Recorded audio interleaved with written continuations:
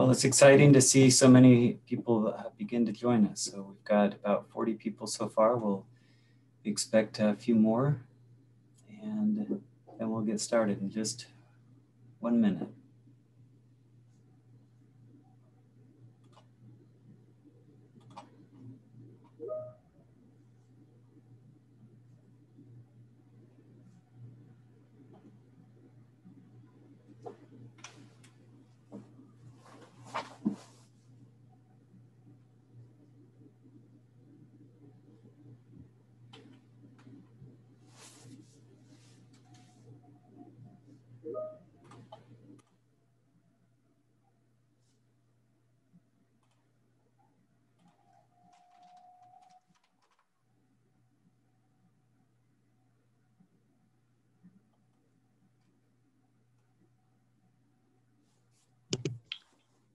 All right, well, thank you, everyone. Welcome.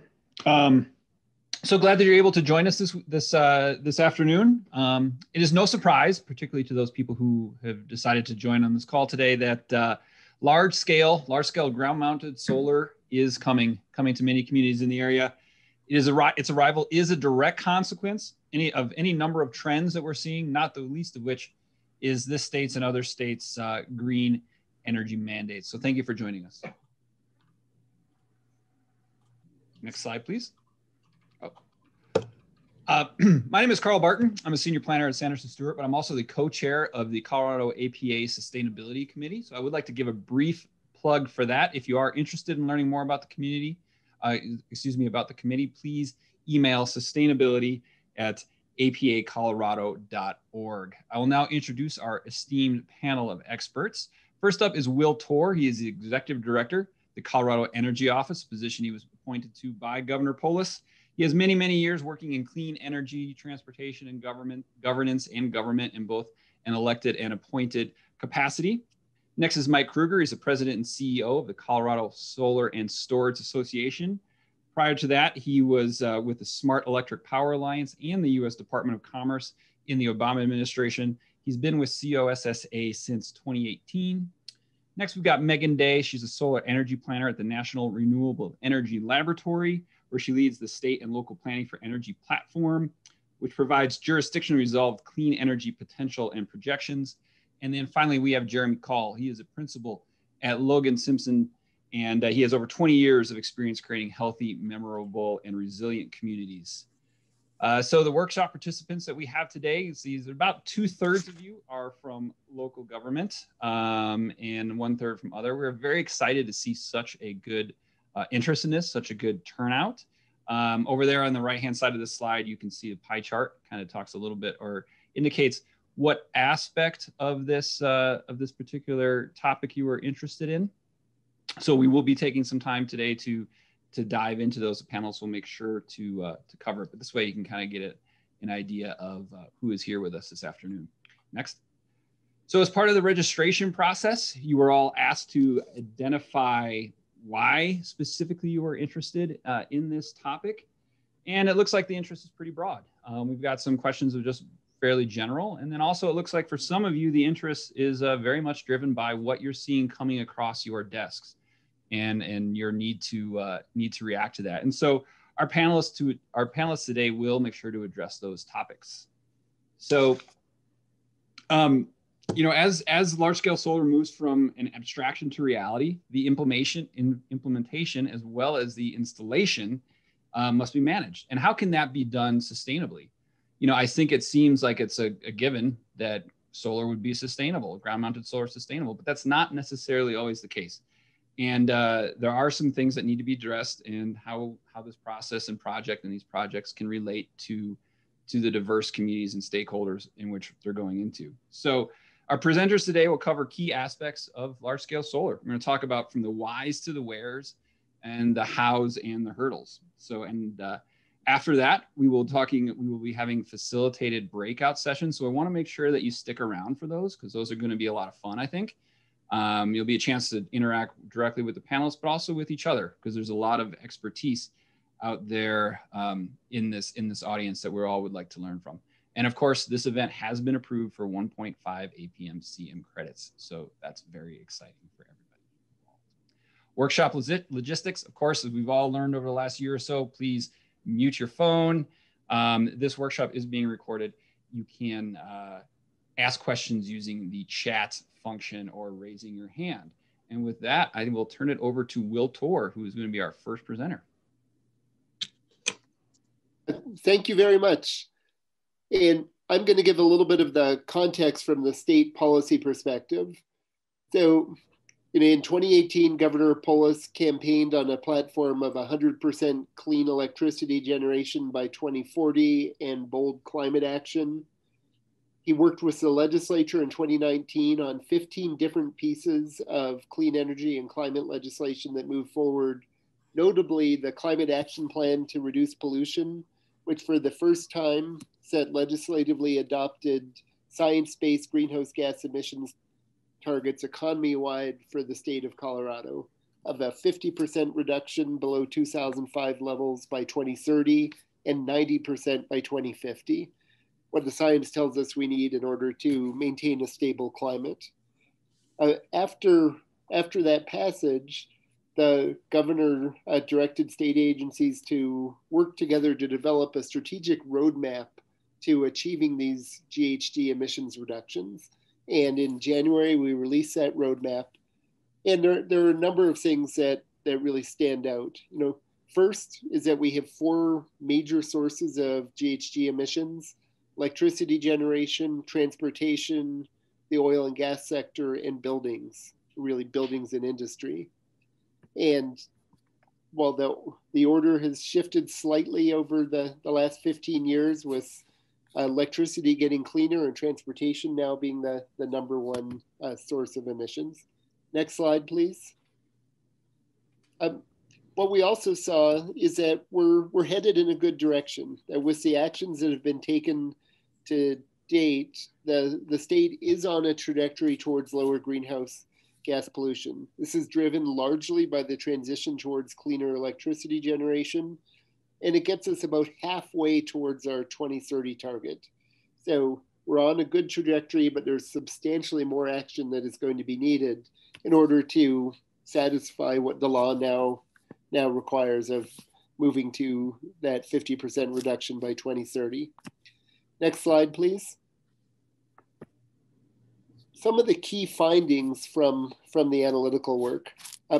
First is that, again, electricity generation is really the tip of the spear, that about half of the emissions reductions that we need in order to hit those science-based targets over the next decade will come from continuing the swift transition away from coal-based generation towards wind and solar. And we're anticipating over 30 million tons of reductions in greenhouse gas emissions annually due to that transition. Second arena that's really important is reducing pollution from the oil and gas industry. Methane emissions from the oil and gas industry, as well as direct combustion emissions from the oil and gas sector, we need to achieve deep emissions reductions and have strategies to get to close to a 60% reduction by 2030 from that sector. We can also really magnify the benefits of the clean electricity that we're moving towards through widespread electrification of other sectors, notably in transportation. In order to get where we need to go, we are going to need to move towards an electric vehicle future. And the benefits of that EV future really come from the fact that we are moving towards such a clean electricity mix. In addition to the electrification of transportation, we are also seeing that electrification is going to play a really important role in buildings, and that there is a potential to move towards near zero emission buildings through converting from things like direct combustion of fossil gas to heat our water and heat our homes, to using things like heat pumps and heat pump water heaters powered largely by renewable electricity. And finally, I would say that this transition away from coal and towards wind and solar also allows significant reductions in methane pollution from coal mines as those coal mines retire as the demand for coal goes down due to this transition. Next slide, please. So, to focus in on my last slide on what's happening in the electricity sector, we are now at a point where the 6 utilities that are responsible for about 99% of the emissions from fossil fuel generation in the state have all committed to at least an 80% pollution reduction by 2030. And that's Xcel Energy, Holy Cross, Black Hills Electric, Colorado Springs Utility, Platte River Power Authority, and Tri-State Generation and Transmission, who provide the electricity for the vast majority of the rural electric co-ops in the state.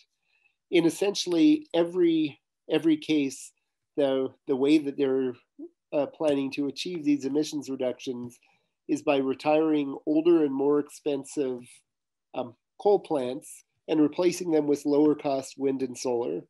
When you look at the magnitude that we are talking here, we're probably talking, something on the order of 7 to 10 gigawatts of wind and solar over approximately the next decade in order to achieve these targets. That's an enormous opportunity across the state for economic development, particularly when you look at the transmission that's going to go along with this. We're looking at particular opportunities for really large-scale rural economic development. But it also means that there's an awful lot of both large-scale wind projects and large solar projects that are going to need to be sited in communities across the state. And from a state perspective, I think we're very interested in understanding the challenges that go along with that and looking at how the state can help local communities going forward. Thank you very much.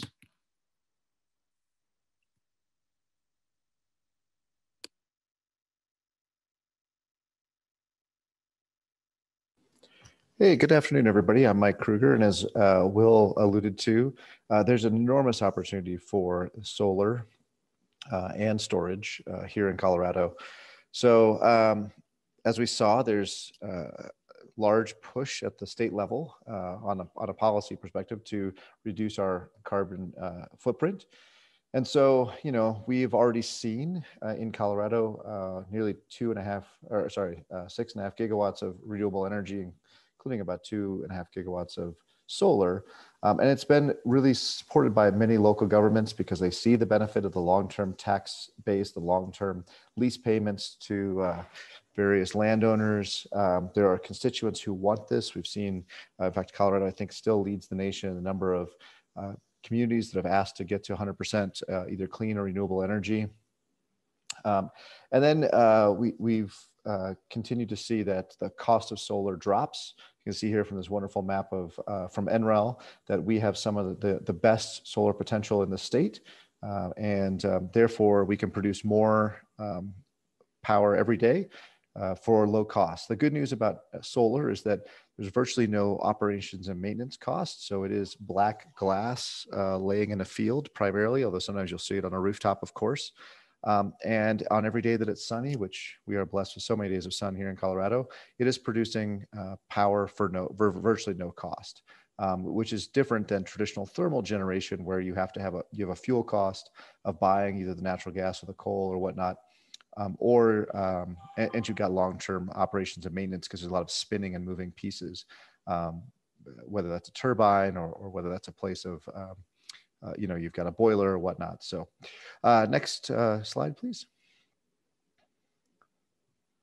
So what does that mean, right? So what are the land use applications? Well, there's our total number of capacity in Colorado as of 2019. We had about 16,592 megawatts, or about 16.5 gigawatts.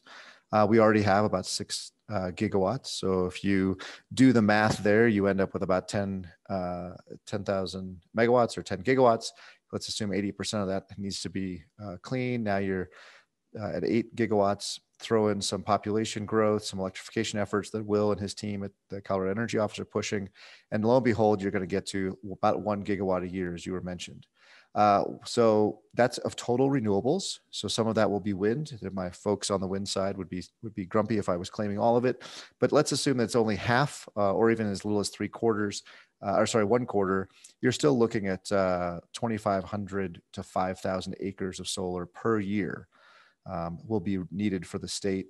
And then, of course, there'll be additional wind on top of that, and we hope thousands of rooftops as well. So next slide. Oh, sorry. Over to you, Jeremy. Yeah. Well, that's a pretty powerful number, 2,500 to 5,000 acres a year. And that's really the genesis for this workshop. For 30 years, Logan Simpson's been helping local governments guide responsible change. And when the first applications came in at about 10 to 20 acres for ground mounted solar, local governments could handle that. They could treat them as a self-storage unit or as an industrial use. And then they started coming into 100 or 200 acres. And they thought, well, this is going to be new. We've never done this before, but we can make it happen. And this last year, they're seeing 1,000 and 2,000 acre applications. So for example, Pueblo County, who's on the call with us, is processing or will process 4 to 5 applications for 1,000 to 2,000 acres each. Now, if you add up all of the demand that Mike and Will just described, over the next 9 years, it equals something about the size of the city of Pueblo or the city of Fort Collins, about 30 to 40,000 acres of solar, which means that the very technology that we need to achieve the sustainability goals could be deployed unsustainably if we don't do it right.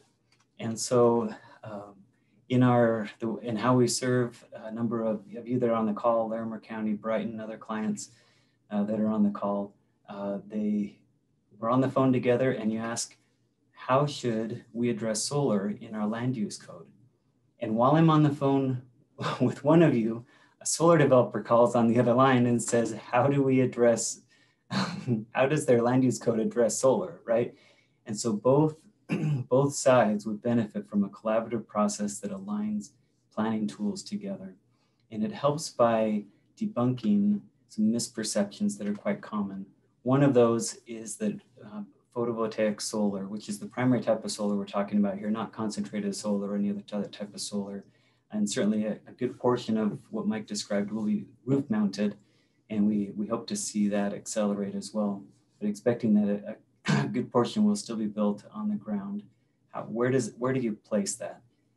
First is that it doesn't fit industrial characteristics, which are almost always addressed in your land use plans as along highways, rail, water, sewer, transit, none of which is applicable to solar. And so we can't address them like a traditional power plant either. Really, all they're looking for is flat ground and a place to plug in their big extension cord into the grid, right? It's those two things. If they can find that spot, then they can locate anywhere, because the sun generally shines equally across the state. Another myth to watch out for is that you need to treat it like a building. That is, there need to be impervious surface calculations and so on. A different way, maybe a more productive way to look at ground mounted solar is as a 30-year conservation reserve program land, or CRP. You might be familiar with that, where farmers place land in a CRP and receive a subsidy by not harvesting. And that gives the land a chance to rest for 10, 20, 30 years. And that's really what happens on well-maintained solar farms, is they're able to let the land rest and improve the soil and reduce erosion, rather than needing to regulate it as if it's an impervious surface. Glare and glint have largely been dismissed. We recognize that still persists in some areas, in unique instances, but it's helpful to see that Chattanooga, Tennessee is the first 100% solar powered airport. And you're seeing more and more solar panels at DIA and elsewhere, because the only way they make their money is if it absorbs light. If it reflects light, they're not making their money. it took me a while to figure that out because we do a lot of visual resource impact work. And I thought this was a big problem until we went out and studied them and saw that they really don't reflect the light. Now there's snow was another concern that came up with the Texas debacle there, which was very unfortunate. You have perceptions that, hey, if they're covered with snow, they're not generating power. Again, the only way they make their money is if they're absorbing light. So there's a strong financial interest for solar developers to get the snow off as soon as possible so they can keep making their money. There's plenty of other misconceptions out there about electromagnetic fields, about impacts to property values. There's some really good research. Megan will share some examples of that. And so it's important to do the homework, and we'd be happy to share after this call additional resources on any one of these topics. So please use the chat, and I'm grateful to see a few chats coming in to post your questions, direct them to a specific presenter. And again, we've got breakout sessions. There's one room with each of our presenters. So if you've got a question for one of us, then let's jump in a room and talk through that. So what are the true impacts that we should focus on? They're different for residents and the local government. The resident side really will vary depending on the individual, but what we tend to hear again and again on the right-hand side there is noise, traffic, the visual change, and then those are exacerbated based on their etiological support for solar. Think about it like, oh, let's just say a uranium mine. You know, those would create dust. They might have a footprint of 300 acres. But if you're not thrilled with uranium, all of a sudden the guns come out, right? It's not just the use, it's what is involved with that use. So if someone's not favorable towards solar, then everything gets amped up, which is a challenge for land use planners because we try to focus on the use and not the user. And the use here is something like a fairly passive power plant substation site. The local government does have to care about all of those, but it's important to lay those out in terms of their sequence of the impact. Most of these are construction impacts. It drops off very quickly after that 18-month period when it goes to construction. And then those construction impacts sometimes reoccur as the project is decommissioned, which means they typically pull everything out of the ground or cut it off below ground, and then the existing or previous use can resume, including cultivated agriculture in many cases, certainly rangeland and grazing. Let me just hit on a couple of these that have been a bit challenging. It's important to be empathetic regarding the pace of change. Next week on the APA is also hosting a great webinar called How to Not Lose Your Soul in the Face of Rapid Development. And communities feel like their soul is being lost because of the pace of development, not just solar, but when you add in housing and highway expansions and marijuana shops and things, it's just too much change for some people. So it takes a great deal of empathy. Wildlife, critical to have early consultation with CPW about where to and where not to locate the facility. Noise, really the loudest activity on a construction site is going to be the reverse alarm on a skid steer, like that beep, beep, beep. That's about as loud as it is, except for during the period of time when they're pile pounding, when they're pile driving in the posts into the ground. Then you can have some fairly loud noises. And so that's something to pay attention to for the few months that activity is occurring, if that's the construction method that they use. So there's other things we could touch on, but I thought this might be helpful as you share with your elected officials what to regulate so that you're focusing on true impacts.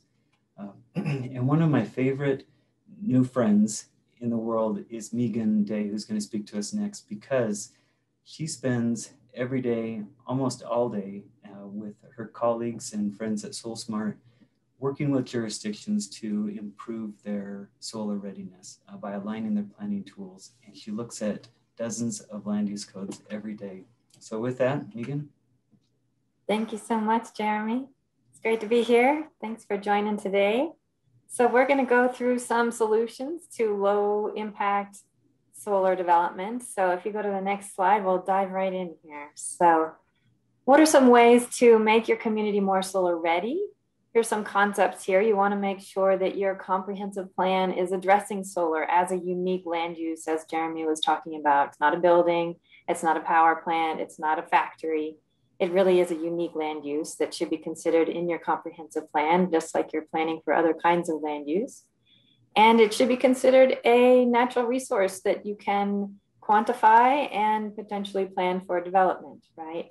So we'll talk a little bit more about that, but also development regulations and permitting processes that are apparent, transparent, and documented so that you can make sure you're addressing solar in its varied forms and applying development regulations that are tailored to those different forms of solar generation. And then again, public sector investment in programs to develop those resources and guide their implementation as you see fit and as support your community's goals and plans. So we'll go to the next slide here and dive a little bit deeper into the comprehensive plan. What does solar in your comp plan look like? And first and foremost, we would encourage you to identify and define your solar resources much like you would any other natural resource, right?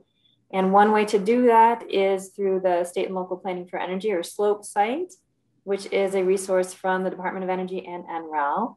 You can see the link there, because it's easy to go to SLOPE and just find what is our technical generation potential for ground mounted PV. And that's what we're showing here at the county level across Colorado, right? We also show utility scale PV, as well as rooftop commercial and rooftop residential generation potential. It provides an upper bound for planning purposes, right? You're never going to generate more than this. It's a combination of all suitable land plus your solar resource. And what is that? And so you're never going to develop all of the suitable land for solar. You might want some other resources and development and uses for that land. But it provides an upper bound to help you understand your capacity. And you can plunk that right into your comp plan when you're revising it to understand what your resources are. And then you want to acknowledge solar development benefits and desired co-benefits and look at ways that you might be able to guide development to achieve those goals, and identify solar development opportunities and conflicts in your community, where those tensions rise, and how can you maybe address those to reach your comprehensive goals and plans. And then set solar specific goals and targets. All right, that's your comp plan. Want to make sure that generally your comp plan is aligned with your broader plans. A lot of communities are setting renewables or energy or sustainability or carbon goals. And it's important to know that there's a land use component to that, and ensure that your land use plans are commensurate with your other clean energy potentially goals. Integrating solar into your zoning code is critical here so that you have a pathway for development that meets your goals and your plans as a community.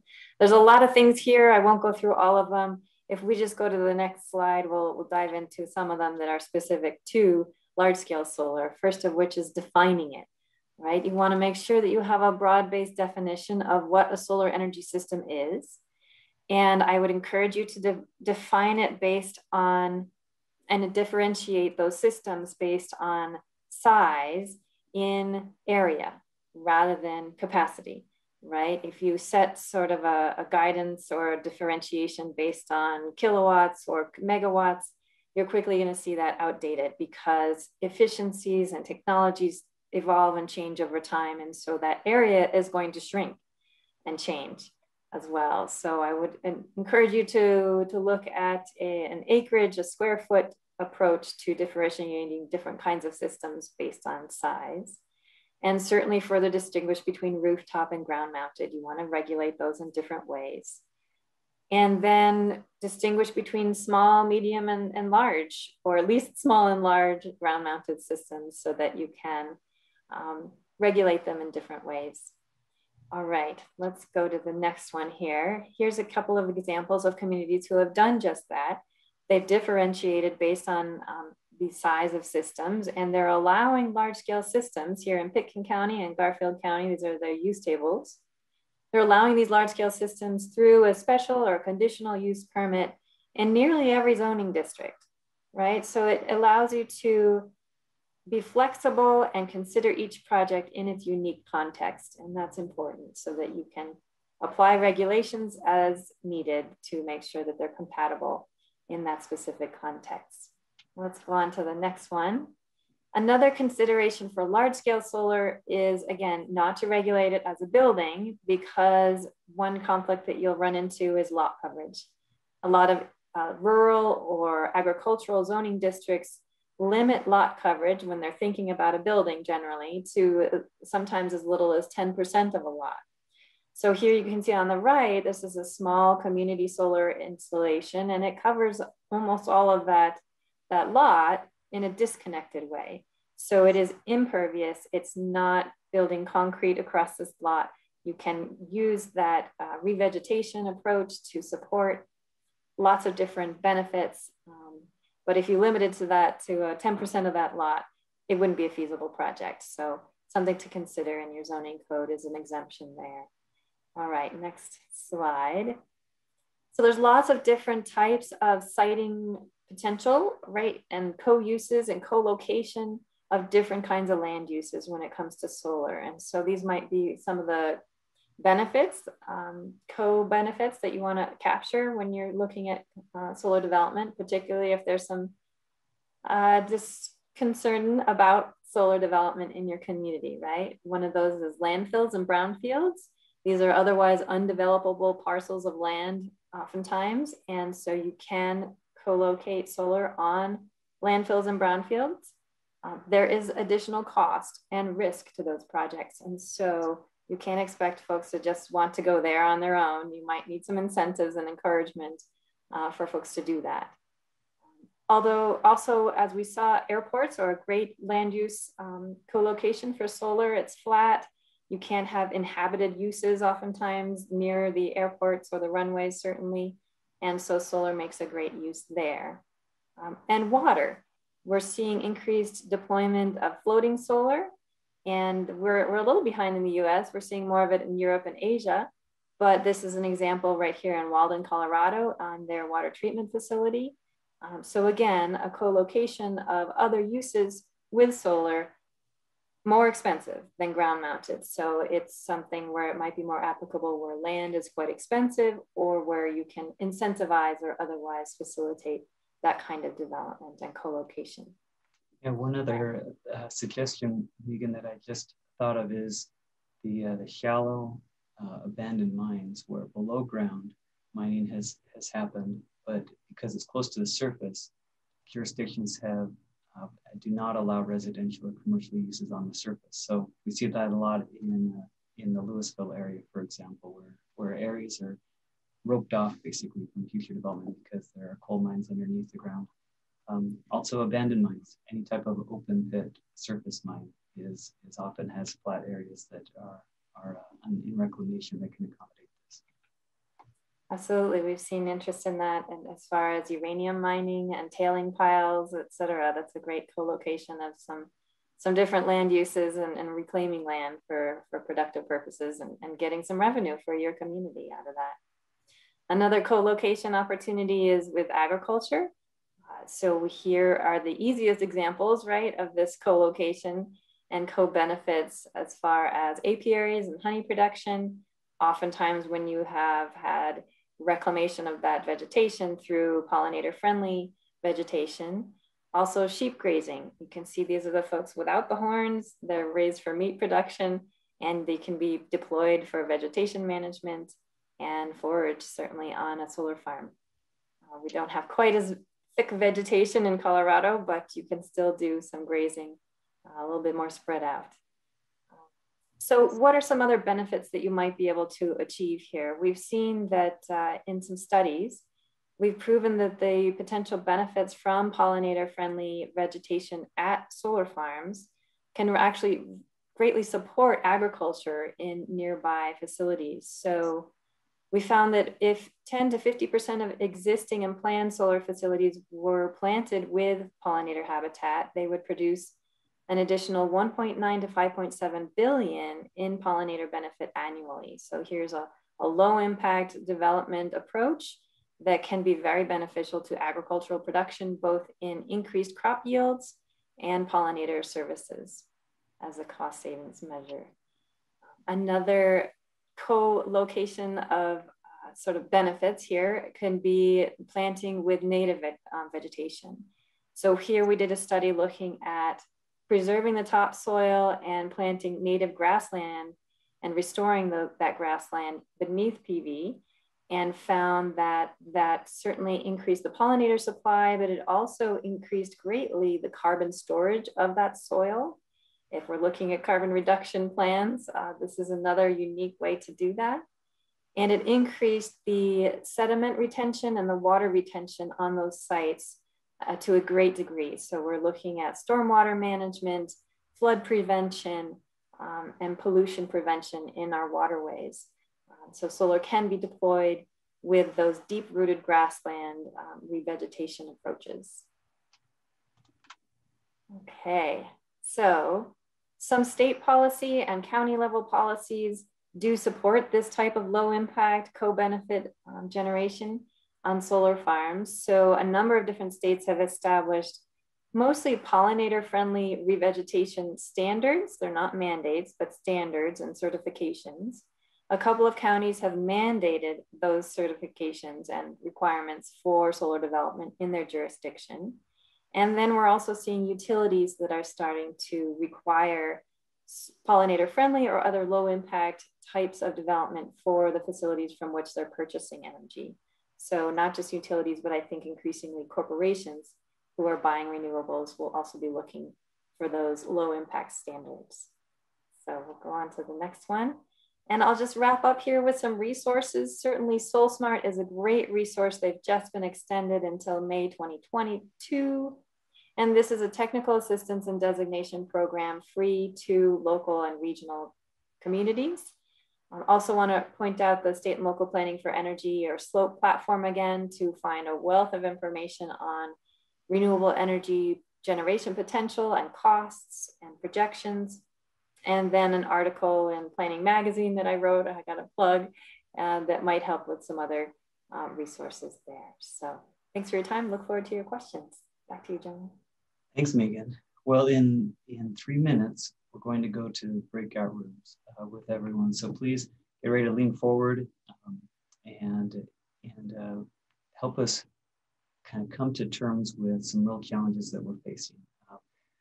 Logan Simpson also works with a number of solar developers who see the work we do in land use planning, and they come to us to help them through it. And so what we've crafted here are 4 what we believe are fairly universal principles that if solar developers and local governments follow, they can get to the finish line much easier. First is making sure that there's awareness up and down the line of command, and even among the community members and residents, and having visioning sessions with your county or your city about what should be our role in solar development might be a good way to do that. And document that process. It's important that process include continual learning because the technology is advancing so quickly. There are some standards we have today, like fencing, that might change in the future. Pollinators have just arisen in the last 3 to 4 years, and so it's exciting to see where this can go. And so I think there's an effort to continually improve how we're deploying this and approaching it humbly because there are things that local government can learn from solar developers and vice versa. Some of the most difficult hearings that we have seen come to pass have something to do with humility in those. Then, as Megan described, aligning your planning tools. I'm not just thinking about the comp plan and land use regulations, but think about it from Will's perspective. How does the state and those utilities that have really driven some of the demand and opened up the market to be available to the market's demand, how do we align state and utility planning tools with local governments? So there's a lot of alignments in those different spheres. And then the essence of land use planning to me is that governments regulate the use of land to maximize community benefits and minimize the less desirable impacts. And so there are many benefits that can come from solar besides sales and use taxes, besides short-term construction. That includes identity, right? It includes net zero public facilities. There are any number of community benefits. If we're creative with the solar industry, I think we can accomplish. And I found that the solar industry is extremely creative in wanting to maximize those community benefits. Right. So what you'll do, and I might have Aaron help us out here if necessary, but you get to assign yourself to one of these 4 rooms. You see the presenter's name there. And these are frequently asked questions and dilemmas that we see our local government clients and solar clients all facing. How do we improve our land use zoning permitting process? How can the state utilities and local governments work together? Because those local governments are in a position of, well, that's great, state. Thank you for approving that greenhouse gas reduction plan. But we're the ones who have to deal with all of the neighborhood conflicts that come up when these projects come in. So I get that. Let's address that. Mike's going to explore with anyone who's interested in this very common question: where should large-scale solar go and why? What influences that? What should influence it? Should you have a map in your comprehensive plan, your zoning code that identifies preferred solar locations? So that's a great question. And Megan will explore, how do we make large-scale low impact, right? We've got to get that right. And it probably needs to be more than just pollinators. There are probably much more creative ideas that we need to advance as a society to make large scale also be low impact. So I think that you should have received a pop-up on your screen that allows you to each self-select into those rooms. And Aaron, help me with that process if it's not intuitive. And then we're going to click a button and everyone's going to disappear off of this screen. And then for about 20-25 minutes, explore that framework of those 5 steps that addresses this question. Okay. Aaron, anything to add there? No, Jeremy, Christy is going to be opening the rooms. I don't believe that I see the option yet. But it should be coming up.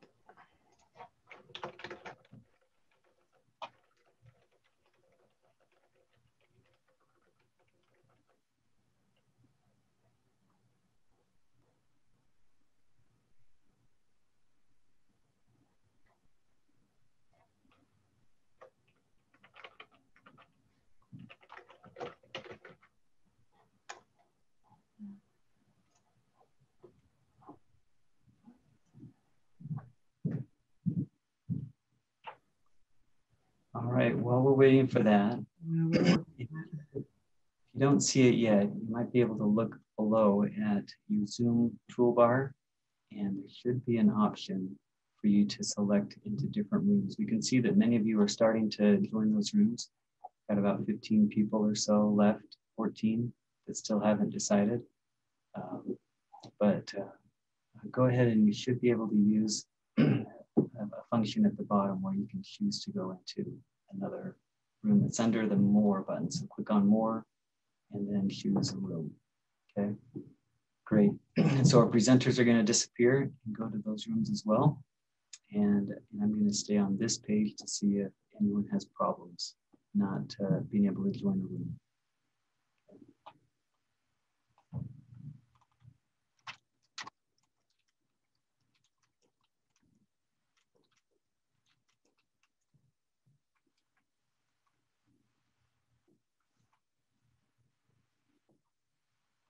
Okay, there's about 12 of you that are still not joined. You're not obligated to go to a room. If you'd rather not be part of the workshop room, that's just fine. We're gonna, you'll see us go on mute here for about 15, 20 minutes, and then we're all gonna come back. When we come back, we're gonna share some of the highlights in those rooms, okay?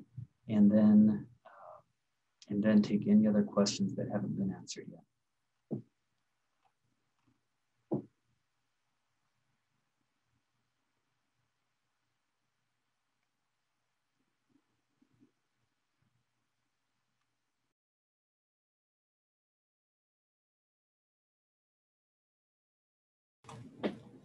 All right. Hey, many of us are back, and would be very interested to hear what some of the key upshots from those rooms. I'm going to share my screen again. Hopefully, many of you were able to look at these 5 framework principles and see how they might help improve the process and help you focus on what's really important. So let's, Carl, I wonder if I could put you on deck first to give a brief summary of your group, which was about how to make it through the approval process in a constructive way. And then Will, as there's questions from anyone else, feel free to use this time, come off mute, ask the question, post it in the chat. This is a workshop format, so don't be shy if you've got some questions. Yeah, absolutely, Jeremy. So we had a good conversation in that room, definitely. I think it sounds like there's a lot of experience there with people who've seen these projects come in and are getting ready for more projects to come in.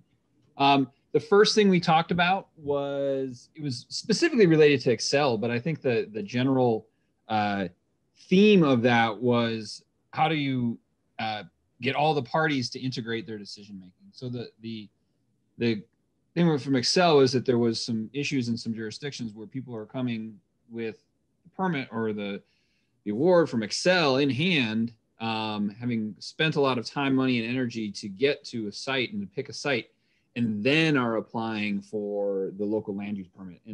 And sometimes that can create some friction. And it sounds like there's probably a need for greater communication up and down the chain, from the very people at starting, when we talked about this before, right? It starts at the mandate and then it flows downhill to the local jurisdictions.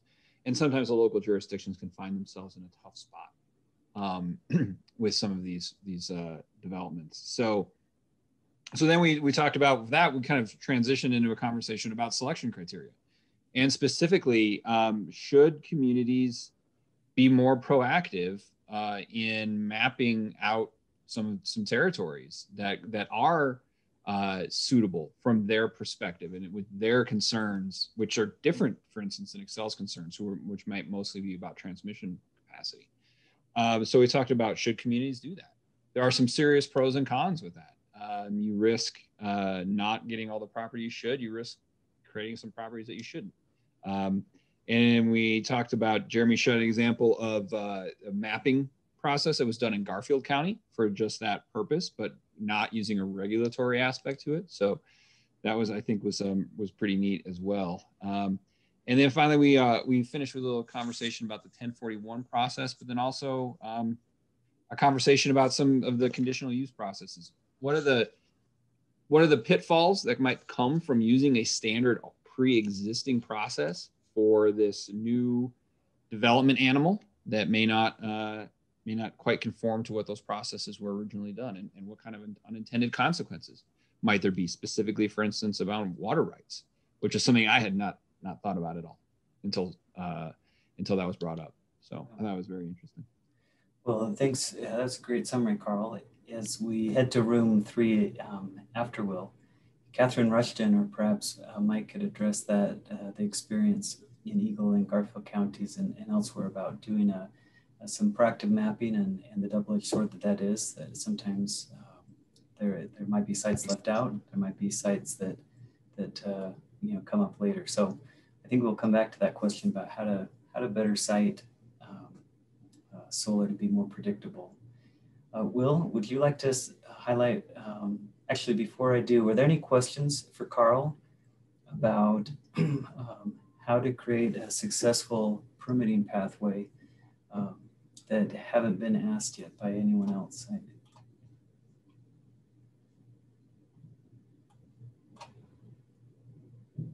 Okay, feel free to post it in the chat and he can probably try to reply, or someone else could. Let's go to Will.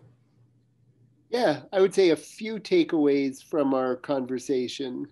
So, one issue that was raised was a question of alignment among state agencies, particularly sort of deep into the agencies. And an example that was given of a large solar project where the referral on land use to parks and wildlife provided ammunition for county commissioners to reject a large solar project. And the question of, well, that is certainly an appropriate referral. Is there sort of full alignment among agencies and taking into account the importance of clean energy when weighing in on that type of a project? So that was one issue that was raised that I think is an interesting one.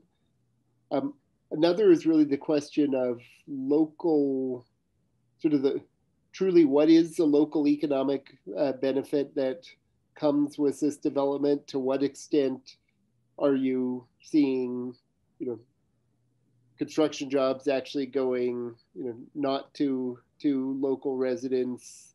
To what extent is, any of the value beyond the tax base remaining in the community? And there was an idea that was brought forward of whether there's anything the state could do to actually allow local governments or community organizations to actually partner on the development of projects, so that some of the benefits would flow to the locals, as opposed to potentially out of state project developer investors. So that was sort of an interesting conversation. And going along with that, I think, was the question of whether there was more that the state could do to simply be able to quantify and explain what the local as opposed to statewide economic benefits would be. And then I think the third arena that was brought up was whether there's more that the state could be doing to assist with managing, how utilities are able to manage the grid as we move to much higher levels of renewables, and whether sort of the current approach of sort of a utility by utility approach to distributed energy resource and demand response planning is appropriate, or whether there's anything that could be done to help coordinate that at a larger level. So I think those were my three main takeaways from the conversation.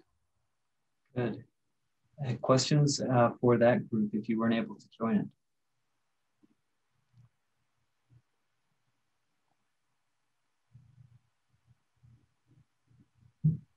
I have a question. This is David Kelly.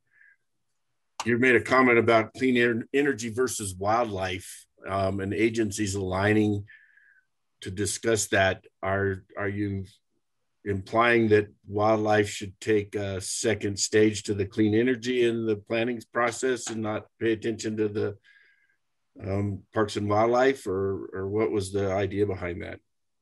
No, I think I don't think that was it so much as just assuring that their agencies are talking to each other and are sort of understanding the big picture. It was just giving the example that was brought forward of a referral with Parks and Wildlife.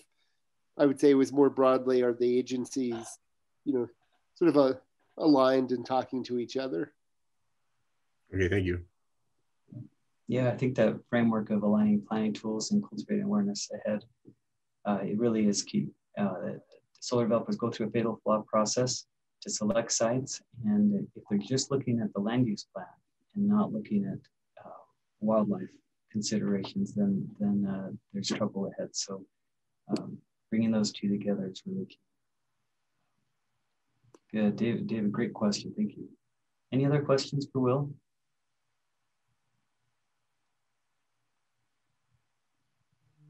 Okay.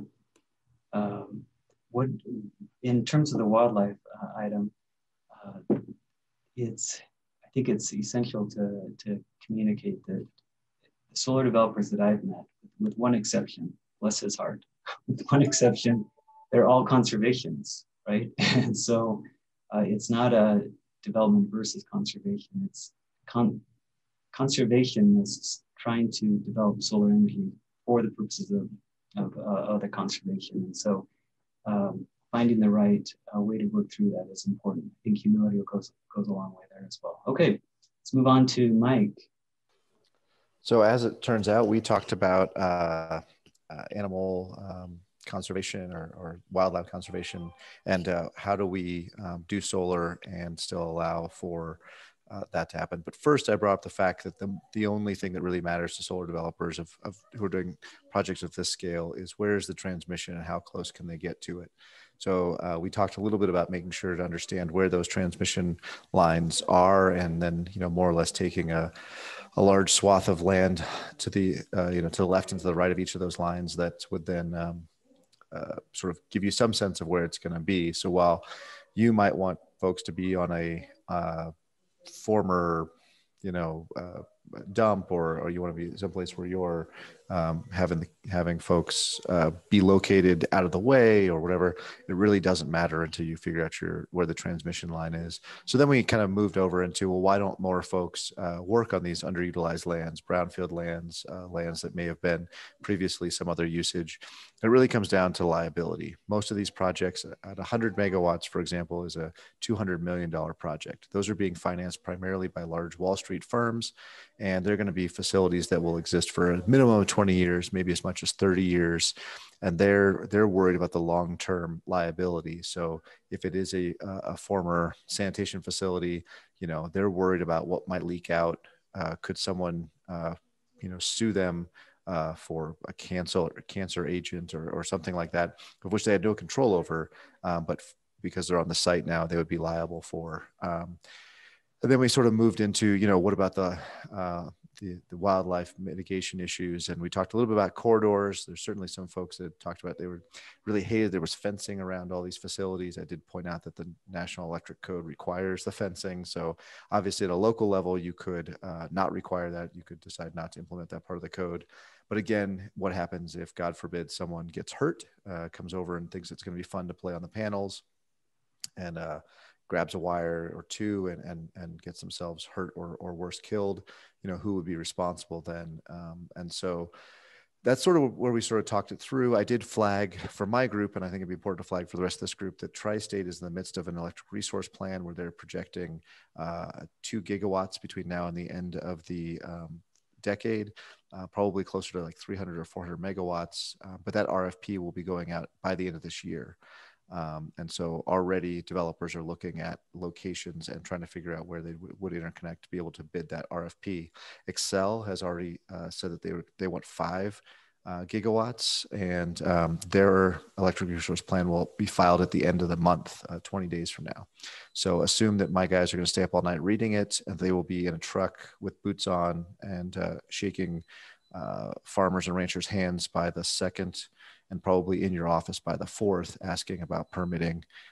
So if you have not already identified where in your county you might prefer to have solar, or certainly a place where you don't want to have solar, it would behoove you in the next 3 weeks to figure that out. I know that's a lot of work, but that may save you a lot of time on the back end. And finally, question was, well, how do we get folks to build on this land? And the answer is, make it easier to build on land that you'd prefer than land you'd not prefer. Lower the time, lower the cost, lower the liability. And suddenly my folks, as Jeremy said earlier, are very creative. They'll figure out a way to make that work. So that was sort of the summary of what we talked about. Ed, questions for Mike?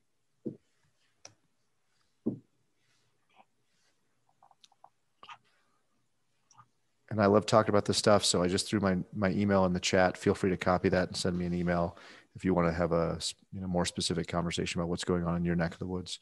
We'd be more than happy to do that. Good. Now, Mike, it sounds like you think that mapping out an indication of where solar would enjoy a faster track, have greater predictability than less desirable areas, it might be a good thing, right? In our room, we talked about that, and it is a double-edged sword. Because some developer might find an ideal spot that the county had overlooked, for example. But I think what you're saying is it's not regulatory. It's just there's going to be some more predictability if you go here than there, and you can still make it through the other locations, but it just might be more difficult.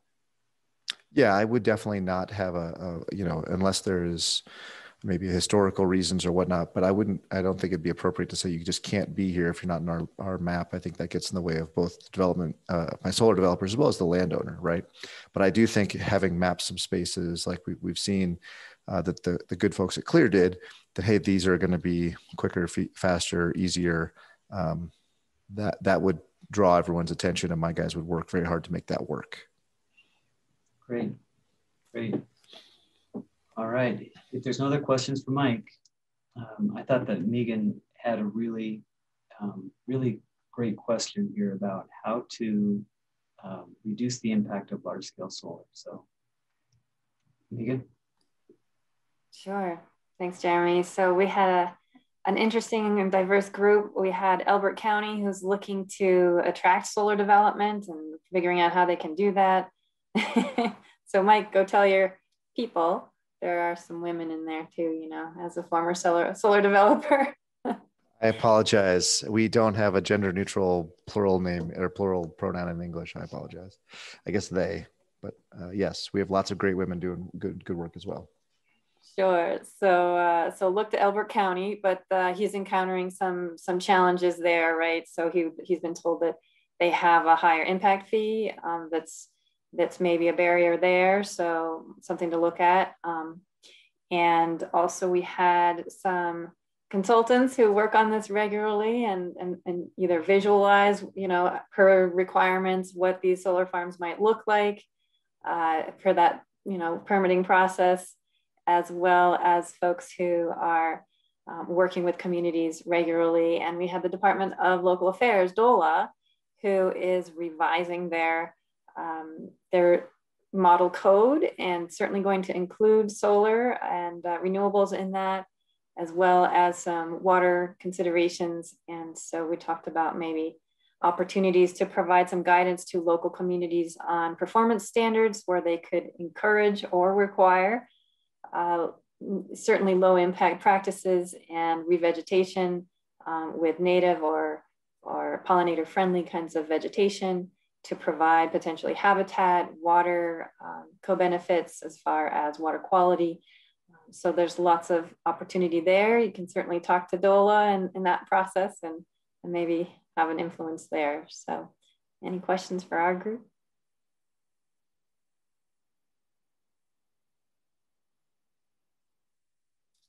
Thanks.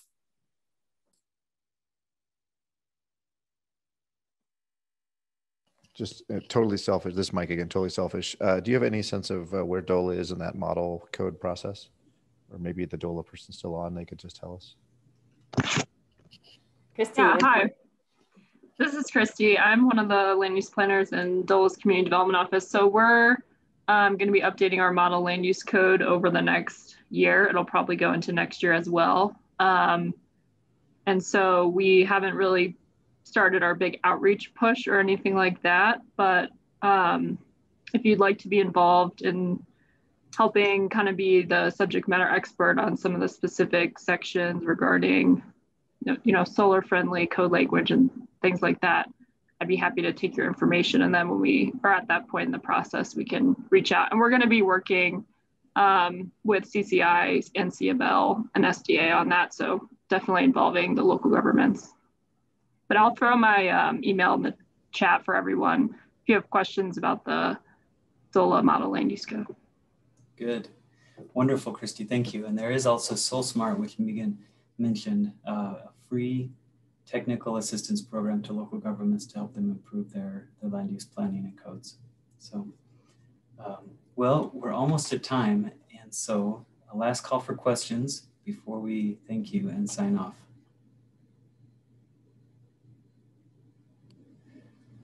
All right, well, our contact information is here. Please reach out and post that in the chat as well. We'd be happy to make sure we connect those of you that were part of a workshop that would like more information. So thanks again to our presenters, and again to each of you. Thank you for leaning forward into the conversation and being active in this. I'm confident we can develop some solutions together. Okay. Thank you very much. Thank you, everyone. Thank you, Jeremy.